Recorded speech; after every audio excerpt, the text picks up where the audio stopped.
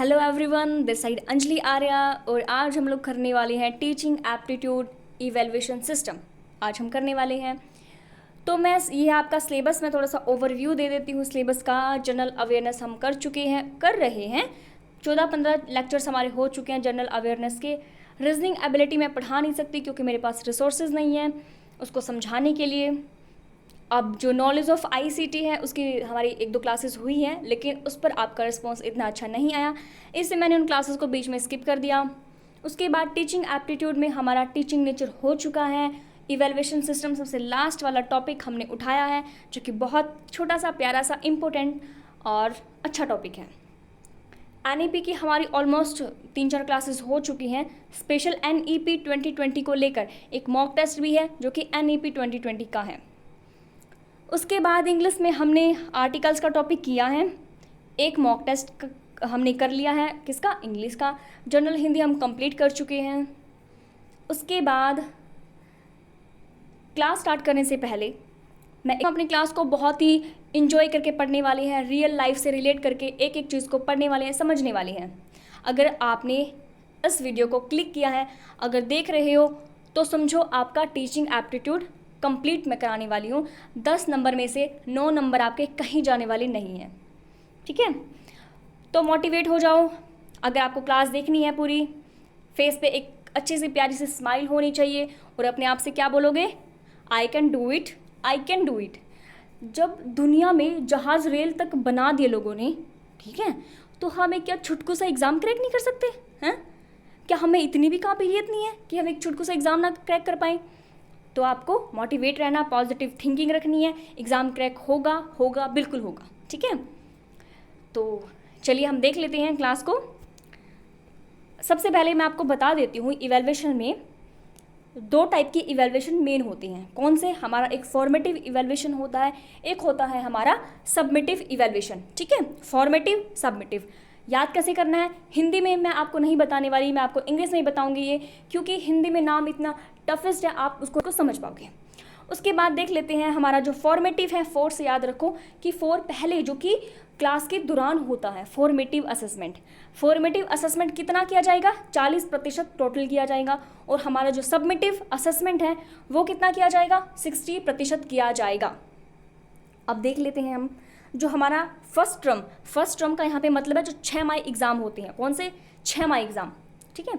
उसमें हमारा अप्रैल से मई तक जो हमारा फॉर्मेटिव इवैल्यूएशन पहला 10% किया जाएगा, और जून से जुलाई में हमारा जो फॉर्मेटिव इवैल्यूएशन है वो 10% किया जाएगा, और हमारा सबमिटिव कितना किया जाएगा? 30% किया जाएगा सितंबर में।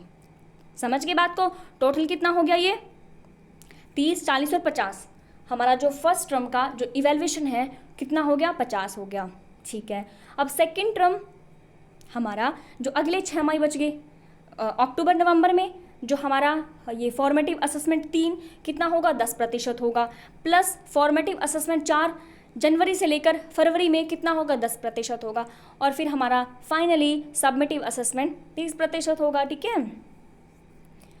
उसके बाद देख लो, ये है आपका फॉर्मेटिव असेसमेंट कितना किया जाएगा साल में? 4 किया जाएंगे, FA, F2, FA3, FA4। Total कितना? 40%। और जो हमारा सबमिटिव असेसमेंट होता है वो कितना किया जाएगा? 60% किया जाएगा। मेरे को पता है आप लोगों को समझ में नहीं आया होगा, इसलिए हम स्टार्टिंग से चलते हैं, ठीक है? इंट्रोडक्शन देखते हैं। अब देखो, मूल्यांकन 2 चीज़ों से मिलकर बना होता है। कौन सी चीज़ें? एक हमारा मापन इसके अंदर होता है, मूल्यांकन, मूल्यों का अंकन करना, ठीक है? एक होता है हमारा मापन करना, मेजरमेंट, एक होती है हमारी असेसमेंट। 2 चीज़ें होती हैं, ठीक है? किसमें? इवैल्यूएशन में 2 चीज़ें होंगी। कौन कौन सी होंगी? बोलो मेरे साथ। हमारे एक तो मापन, मेजरमेंट होगा, एक हमारा असेसमेंट होगा। तो जो हमारे जो मेजरमेंट है ना, वो एक पुरानी टेक्निक है। वो क्या है? पुरानी टेक्निक है। इसमें मार्क्स दिए जाते थे बच्चों को। आपके 60% आ गए, आपके 65 है, 70 है, 75 है, 90 है। वो मार्क्स बेस्ड था बेसिकली, और कठोर था, ठीक है? अब जो हमारा असेसमेंट है वो एक नई टेक्निक है, वो एक फ्लैक्सिबल है। इसमें मार्क्स नहीं दिए जाते, इसमें दिए जाते हैं ग्रेडिंग सिस्टम होता है, A1, A2, ठीक है, A+, ऐसे ग्रेड दिए जाते हैं, वो भी हम करेंगे। उसके बाद क्या कहते हैं ये? मापन को देख लेते हैं। मेजरमेंट क्या होता है? किसी भौतिक पदार्थ के गुण व विशेषताओं के परिणामों का अंकात्मक रूप देना। कहने का सिंपल सा मतलब ये है, कोई भी भौतिक पदार्थ जिसको हम टच कर सकते हैं, छू सकते हैं। फॉर एग्जाम्पल एक मेज है, क्या है? एक मेज है, उसको आप मेज़र कर सकते हो। कहाँ से? बिल्कुल स्टार्टिंग से, कितने इंच की है ना, माप सकते हो ना उसको, तो उसको कहते हैं मेजरमेंट। अब अगर हम साइकोलॉजी के व्यू से देखें तो हमारा जो स्टैनले स्मिथ था, उसने 1946 में कौन सी बुक थी? On the theory of scale of measurement नामक लेख में मापन के 4 लेवल बताए थे। कितने? 4 लेवल बताए थे।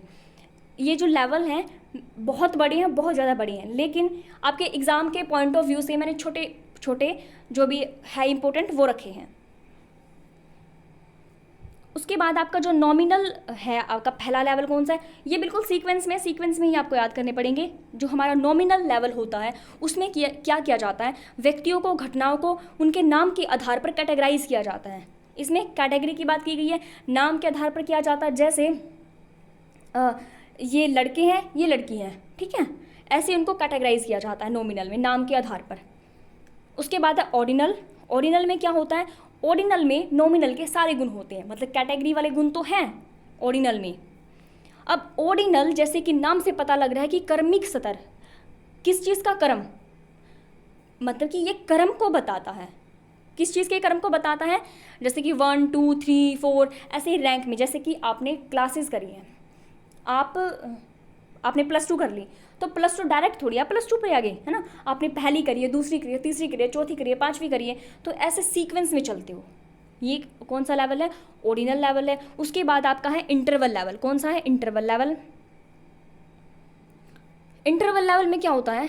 इसमें नॉमिनल और ऑर्डिनल के तो सारे के सारे गुण होते हैं इंटरवल लेवल में। साथ में इसमें क्या इंटरवल, क्या आप समझ रहे हो? इंटरवल से समझो, नाम से समझो क्या है इंटरवल। मतलब कि जो डिस्टेंस है ना वो सेम है।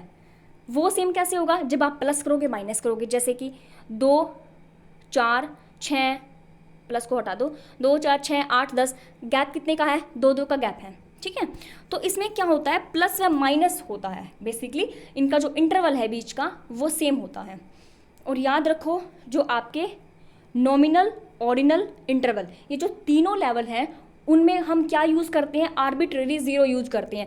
आर्बिट्रेरी का यहाँ पे मतलब है कि मनमाने ढंग से हम ज़ीरो यूज़ करते हैं। इसमें कोई जो एक्चुअल ज़ीरो, एब्सोल्यूट ज़ीरो इनमें नहीं होती है, ठीक है।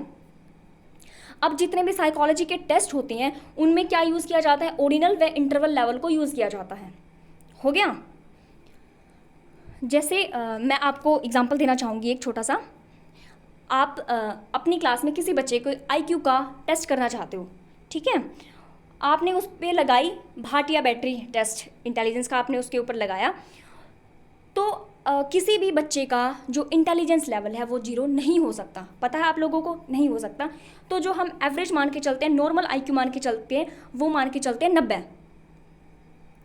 तो इसीलिए यहाँ पे कहा गया है हम IQ 0 नहीं ले सकते, हम मान के चलते हैं 0, ठीक है। एक्चुअल तो 0 नहीं होगा ना, किसी बच्चे का 0 नहीं होगा। होपफुली आपको समझ में आ गया होगा जो मैं समझाना चाह रही हूँ यहाँ पे। उसके बाद हमारा सबसे बड़ा लेवल है कौन सा? Ratio level. रेशो में सारे के सारे नॉमिनल, ऑर्डिनल और नॉमिनल है, ऑर्डिनल है और हमारा इंटरवल है, ये तीनों के तीनों गुण किस में आते हैं? रेशो में आते हैं। अब रेशो में क्या होता है? इसमें आप प्लस, माइनस, गुना, भाग सब कुछ कर सकते हो। और मेन बात इसमें क्या है? इसमें है आपकी एब्सोल्यूट 0, मतलब कि जो जैसे कि आप टेबल को ही माप रहे हो, ठीक है। अब टेबल आप 0 से ही तो मापोगे, कितनी लंबाई है इसकी, कितनी चौड़ाई है, उसको 0 से ही तो मापोगे। ऐसा है इसमें। जैसे कि आप हाइट को मापते हो, वेट को मापते हो, आप हाइट वेट तो 0 से ही मापते हो ना, कितने 6 फुट का हूँ, 5 फुट का हूँ, 7 फुट का हूँ, ये वाली चीज़। इतना करना आपके एग्ज़ाम के पॉइंट ऑफ व्यू से बेटर है बस, और फालतू आपको करने की ज़रूरत नहीं है। वैसे अगर मैं ये कराऊँ तो बहुत लंबा पड़ जाएगा, लेकिन इतना समझना आपके लिए बेस्ट है। उसके बाद जो हमारा मूल्यांकन है, इवैल्यूएशन है, उसके तत्व कौन से हैं, एलिमेंट कौन कौन से होते हैं। जैसे कि मूल्यांकन करते हैं तो उसमें निरंतरता होनी ज़रूरी है। निरंतरता बोले तो कंटिन्यूटी होनी ज़रूरी है। आप क्लास में बच्चों को पढ़ाओगे तो साथ के साथ आपको उनका इवैल्यूएशन भी तो करना है। और व्यापकता का यहाँ पे मतलब है कॉम्प्रिहेंसिव होना चाहिए। किसी बच्चे के ओवरऑल इवैल्यूएशन हमने करना है, उसकी बुद्धि कैसी है, उसका शारीरिक मतलब कि उसका शारीरिक, मानसिक, संज्ञानात्मक जितना भी मेजरमेंट है वो सब हमने करना है व्यापक रूप से।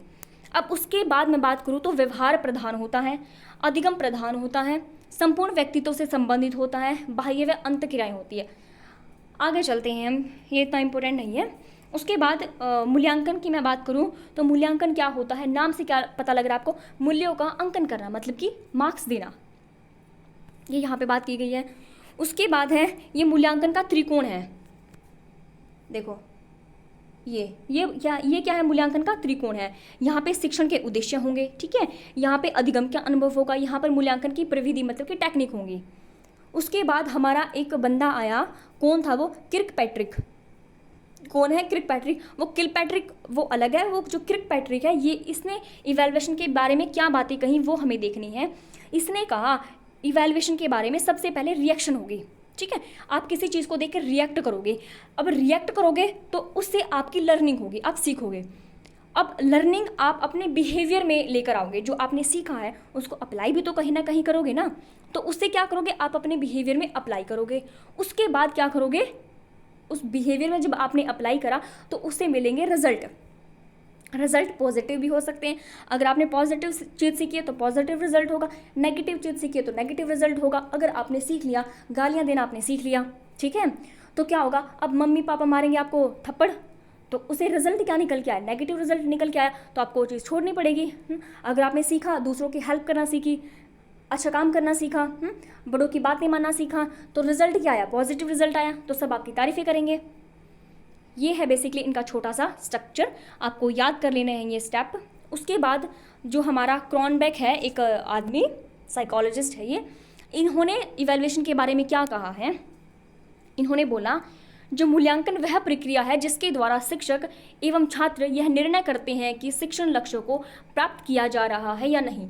कहने का यहाँ पे मतलब है कि इवैल्यूएशन के द्वारा हम यह देखते हैं कि जो टीचर हैं और छात्र हैं, जो उन्होंने डिसाइड करा था, जो लक्ष्य रखे गए थे वो उन्होंने कंप्लीट करे या नहीं करे, ये इनका सिंपल सा मतलब है कहने का।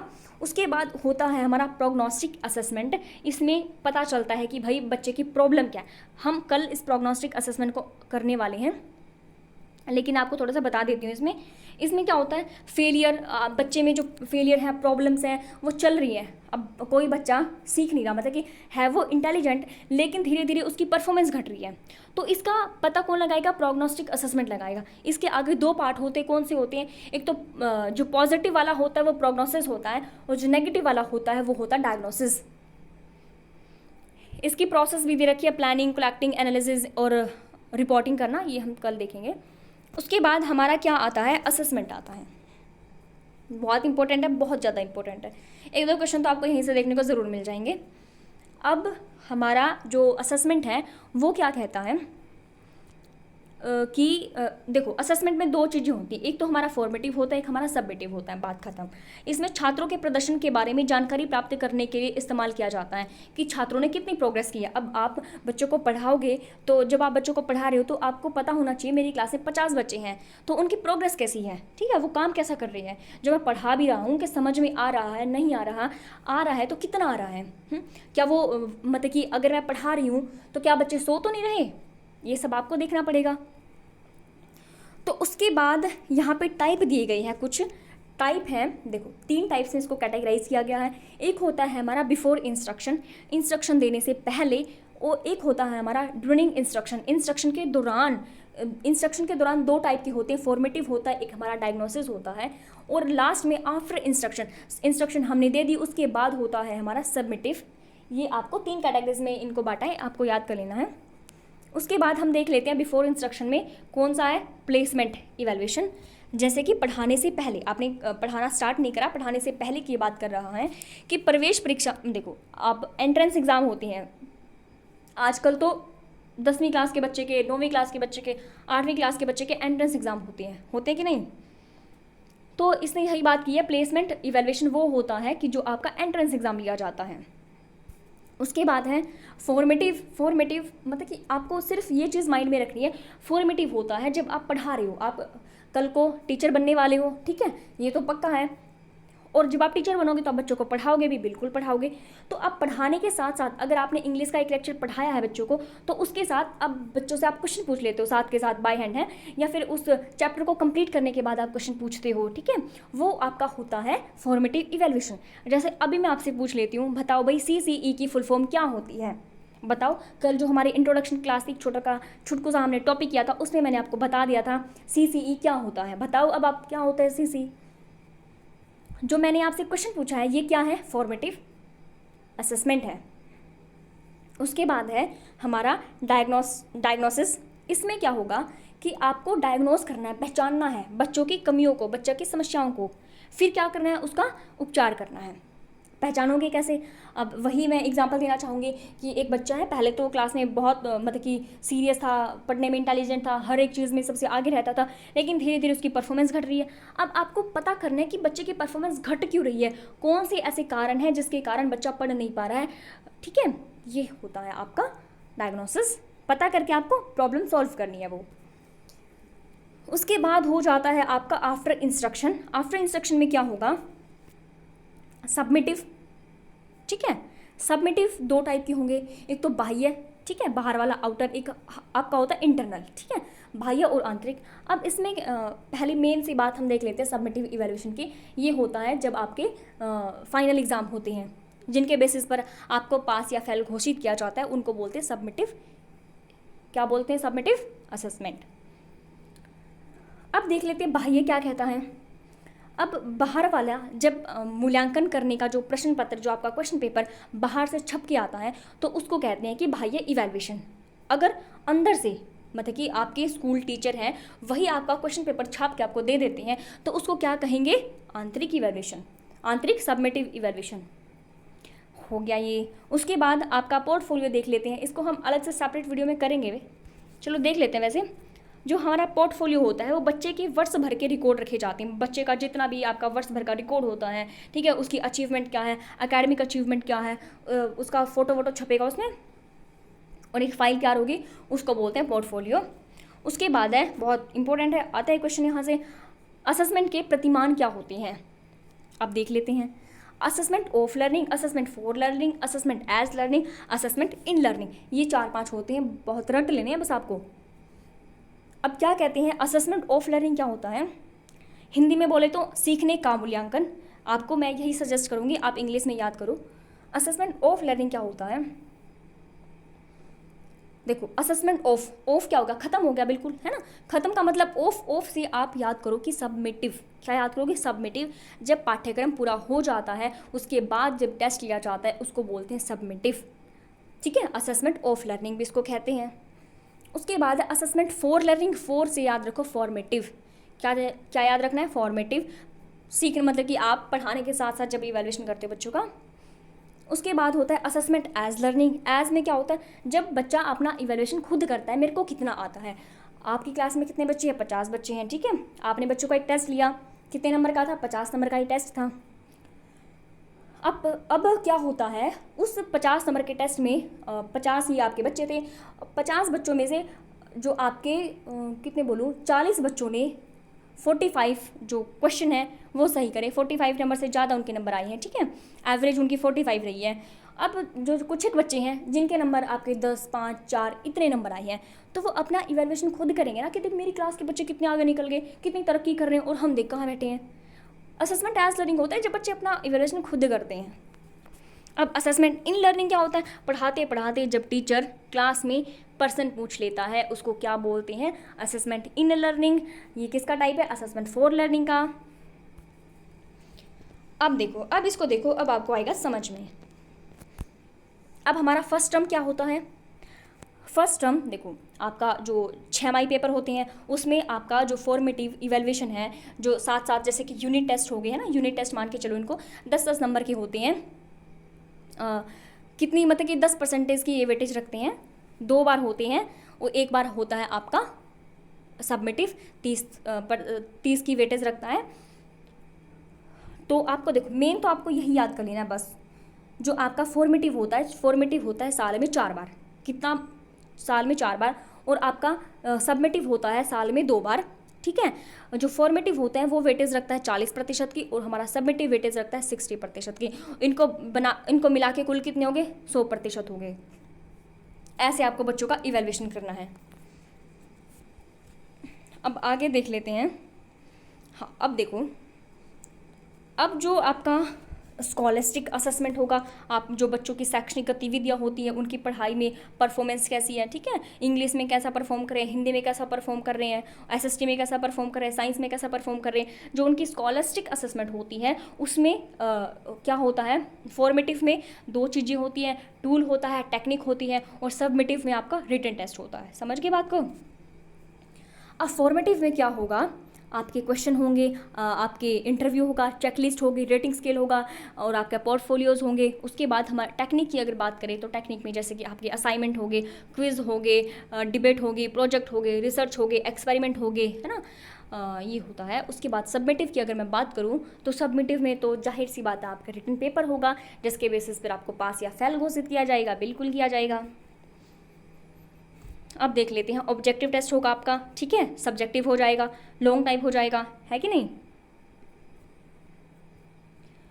देखो भाई, अगर क्लास अच्छी लग रही है तो लाइक शेयर सब्सक्राइब करके मेरे को जरूर मोटिवेट करें, ठीक है। जब मैं आप लोगों को इतना मोटिवेट करती हूँ पढ़ने के लिए, तो आप लोगों का फ़र्ज़ नहीं बनता है कि नहीं बनता, है ना। ठीक है, तो मेरे को मोटिवेट ज़रूर करें आप लोग, लाइक करके, शेयर करके, सब्सक्राइब करके, ठीक है। उसके बाद हम देख लेते हैं को स्कॉलस्टिक एरिया। क्या?